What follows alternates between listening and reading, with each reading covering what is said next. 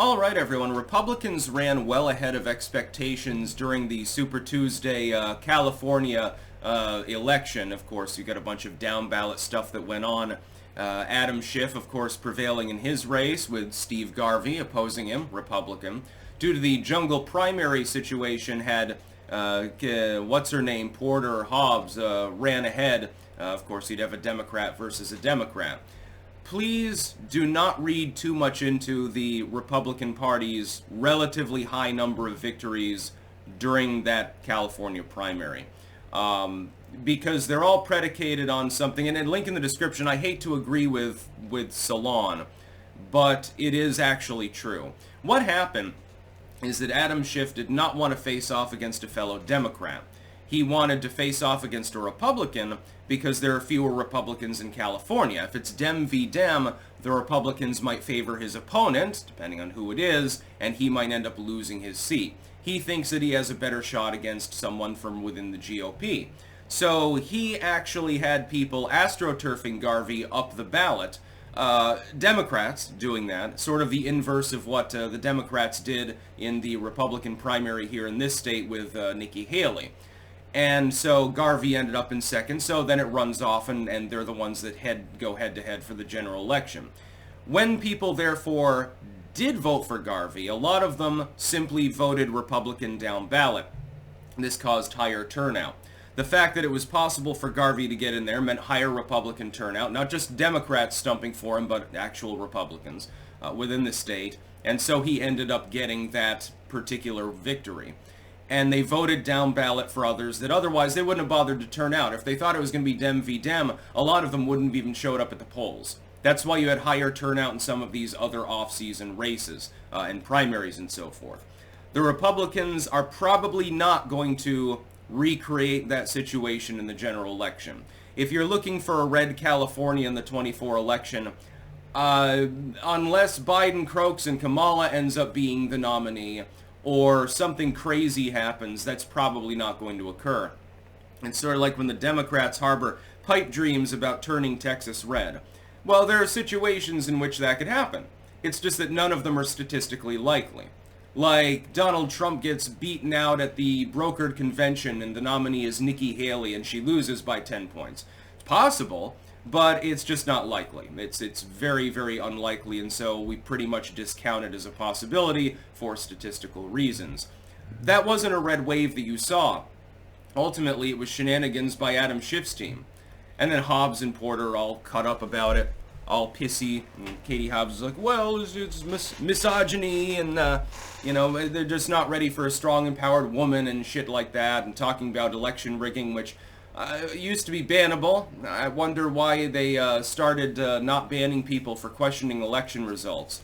Probably because they're not going to like the upcoming results, so they want people to be able to bitch about them. Stacey Abrams and all the others, including Hobbs. That wasn't a red wave. It was a statistical anomaly as the result of a campaign strategy that in the end worked very well. I expect Adam Schiff will be re-elected to his position. There's a threat to him. It's possible. He's not very well liked. But California is not a random sampling of Americans. It leans fairly far to the left. Although these days, again, there's some other states that are getting more and more left.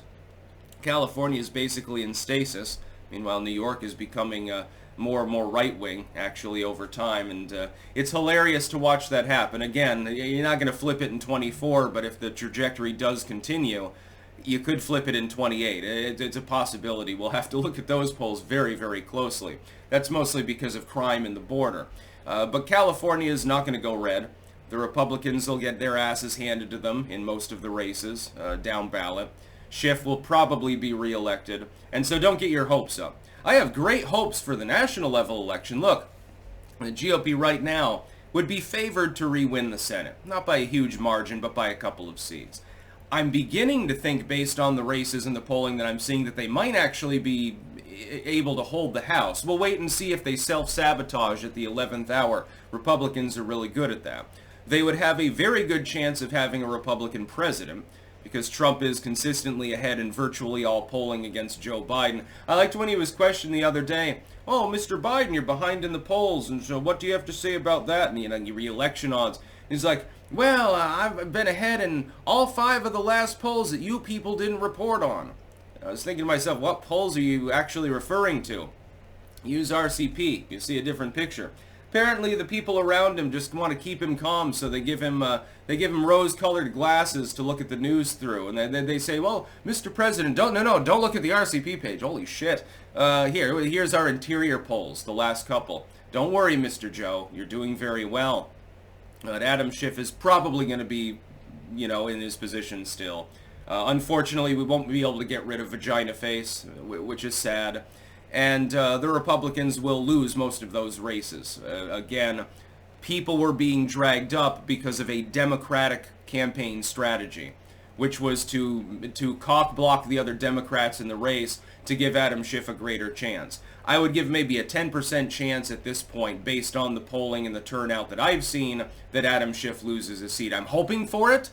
I'm not saying it's impossible. I'm optimistic that there's a chance. It's just not a big chance. I would look to races in swing states and things like that instead. That's where it's your time to shine. I think the Democrats might be headed for disaster. It probably will not be a total disaster, though, in California. They might win a little bit less than normal. They might have a couple of districts that they lose there or something like that. That's pretty much all you're going to be able to hope for at this particular time. Again, keep in mind the demographics of the state are still overwhelmingly left-leaning.